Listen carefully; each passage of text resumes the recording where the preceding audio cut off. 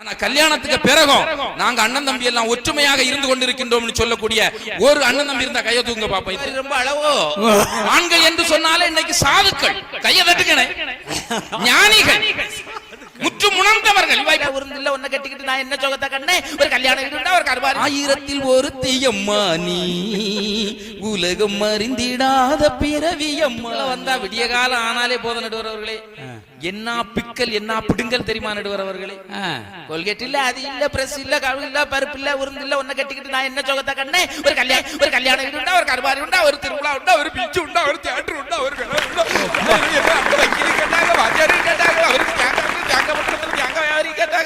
தமிழ்ல கேட்டாங்க பெரியவளையில கேட்டாங்க குளித்துறையில கேட்டாங்க அங்க வடசேரியில கேட்டாங்க திசைவளையில கேட்டாங்க அங்க கேட்டாங்க இங்க கேட்டாங்க நாலு கடைசில எங்க அப்பா ஒரே கொட்டி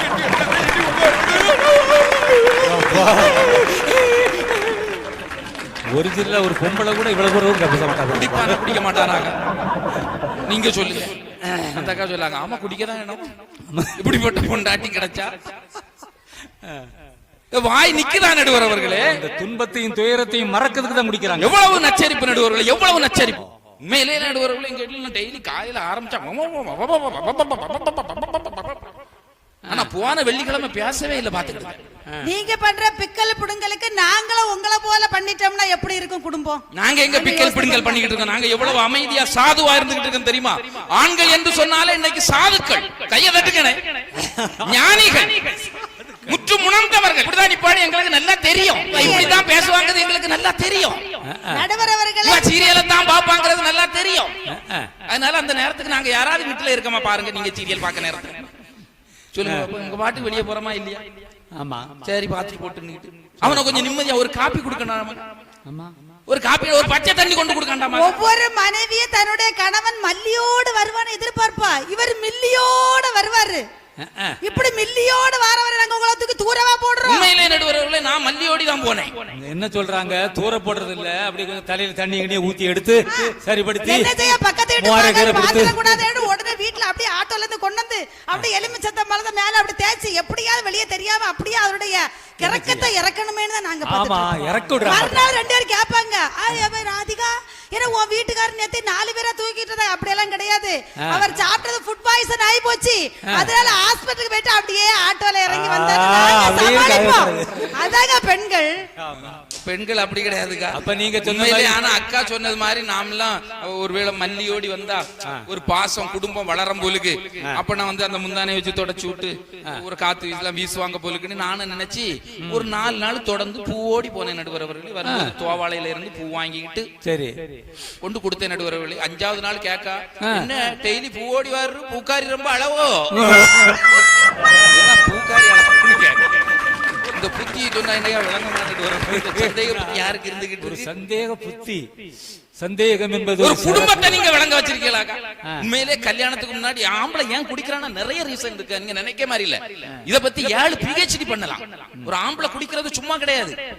சும்மா ஆம்பளை குடிச்சுக்கிட்டு இருக்கான் தமிழ்நாட்டுக்கு போயிட்டே இருக்கு வருமானம் எதுக்கு? டைம் பாசிங் நினைச்சேனா. அவனுடைய தன்மானம் போச்சு நடுவரவுல. என்னைக்கு கல்யாணத்தை பண்ணானோ அன்னையோடி தன்மானம் போச்சு. அதுவே தமிழ்நாட்டுக்கு வருமானமா மாறி போச்சு. ஆமா கல்யாணத்துக்கு முன்னாடி சந்தோஷமா இருந்தான். 4 அண்ணன் தம்பியோடு இருந்தான், 2 தங்கச்சியோடு இருந்தான், பெரியப்பாவோடு இருந்தான், பெரியம்மாவோடு இருந்தான், ஃப்ரெண்ட்ஸோடு இருந்தான், ஊரோடு இருந்தான், உறவோடு இருந்தான், பிளக்ஸ்ல இருந்தான், கட் அவுட்ல இருந்தான், பேனர்ல இருந்தான், எங்க இல்லாம இருந்தான். கல்யாணத்துக்கு பிறகு ஒரு கல்யாண வீட்டுல அன்னைக்கு போய் சாம்பார தூக்க விட மாட்டேங்க. என்னங்க இல்ல சாம்பார் வச்சுட்டு போயிரு. அது எதுக்கு நீ ஊத்தா முடியாது நடுவர் அவர்களே. அன்னைக்கு ஒரு கல்யாண வீடுன்னு சொன்னா கல்யாணத்துக்கு முன்னாடினா நம்ம பயமா தான் நிப்பான். அப்படி நம்ம புதுமால் இளைஞர் மன்ற பசங்கன்னா அப்படியே போய் நின்று கல்யாணத்துக்கு முன்னாடி நிக்கிறான். சாம்பார ஊத்து, ரசத்தை ஊத்து, அந்த பாயசத்தை ஊத்து, அதை ஊத்து, இதை ஊத்து, கொண்டு வா அவியல பொறுப்பவை இங்க அங்கவை இங்கவை அங்கவை அதவை சரியாவை அப்படி போடு அப்படி போடு இப்படி போடு தூக்கி போடு பெஞ்ச மாத்து.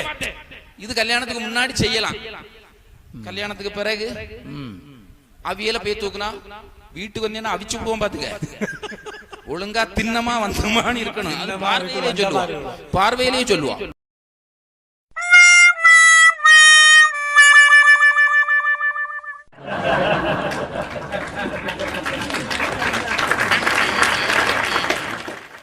தூக்கிடுவான், சைடு வாங்கிடுவான். சைடு வாங்கிடுவான். இதாவது பரவாயில்லையே நடுவர் அவர்களே, அண்ணன் தம்பி எவ்வளவு பாசமா இருந்த நாங்க எல்லாம். அதோ பொறுப்புணர்வு. பாசமா இருந்த நடுவர் அவர்களே. ராஜாக்கள் மாளிகையும் காணாத பாசமடா, ரோஜாவின் இதழ்களை போல் தீராத வாசமடா, நாலுகால் மண்டபம் போல் நாங்கள் கொண்ட சொந்தமடா, நாலுகால் மண்டபம் போல் நாங்கள் கொண்ட சொந்தமடா, 100 ஆண்டு காலம் வாழும் நாங்கள் கொண்ட பந்தமடா, முத்துக்கு முத்தாக சொத்துக்கு சொத்தாக அண்ணன் தம்பி பிறந்து வந்தோம் ஒண்ணுக்குள் ஒண்ணாக, அன்பாலே கலந்து இருந்தோம் கண்ணுக்கு கண்ணாக, முத்துக்கு முத்தாக சொத்துக்கு சொத்தாக அப்படின்னு இருந்தான்னு சொன்னா அண்ணன் தம்பி 5 பேரும் கல்யாணத்துக்கு முன்னாடி அவ்வளவு ஸ்ட்ராங்கா இருப்பான். அந்த வீட்டுக்கு முன்னாடி ஒருத்தன் போக மாட்டான், டேய் அங்க 5 அண்ணன் தம்பி இருக்கான், ஒற்றுமையா இருக்கான், அவங்கிட்ட வச்சுக்கிட கூடாதுன்னு. ஆனா கல்யாணத்துக்கு பிறகும் நாங்க அண்ணன் தம்பி எல்லாம் ஒற்றுமையாக இருந்து கொண்டிருக்கின்றோம் சொல்லக்கூடிய ஒரு அண்ணன் தம்பி இருந்தா கையை தூங்க பாப்போம். இத்தனை ஆம்பளைகள் நாங்க ஒற்றுமையா தான் இருந்துகிட்டு இருக்கோம், பழைய மாதிரியே இருந்துகிட்டு இருக்கோம். புரியறதுக்கு என்ன காரணம்? அந்த பொம்பளைக்கு அப்படித்தான் என்ன பண்ணிட்டா? அப்படி கிடையாது. சரி, பெண்களை பார்த்து கேட்டு பாருங்க. கல்யாணத்துக்கு முன்னாடி எங்க வீட்டுக்காரரு அண்ணன் தம்பி எல்லாம் பிரிஞ்சு கிடந்தான், 4 பேரும் 4 திசையில இருந்தான். நாங்க கல்யாணம் ஆகி நான் வலது காலை எடுத்து வச்சு போன பிறகு 4 அண்ணன் தம்பியும் சேர்த்து ஒற்றுமையா குடும்பம் நடத்திக்கிட்டு இருக்கோம்னு சொல்லக்கூடிய ஒரு பொம்பளை தமிழ்நாட்டில் உண்டா?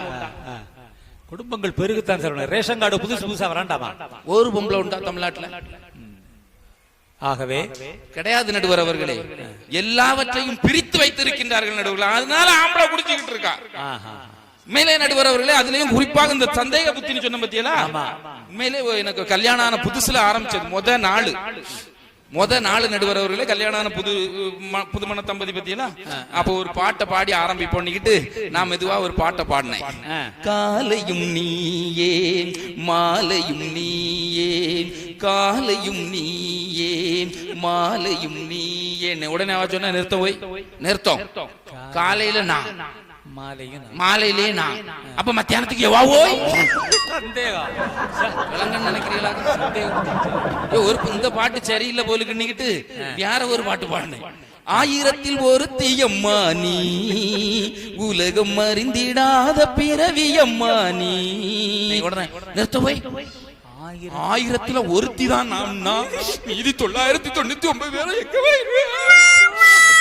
எங்க அப்பா உமக்கு கட்டி வச்சிருவா நடுவர் அவர்களே. அந்த சந்தேக புத்தி அது பொம்பளைக்கே இருக்கக்கூடிய புத்தி நடுவர் அவர்களே.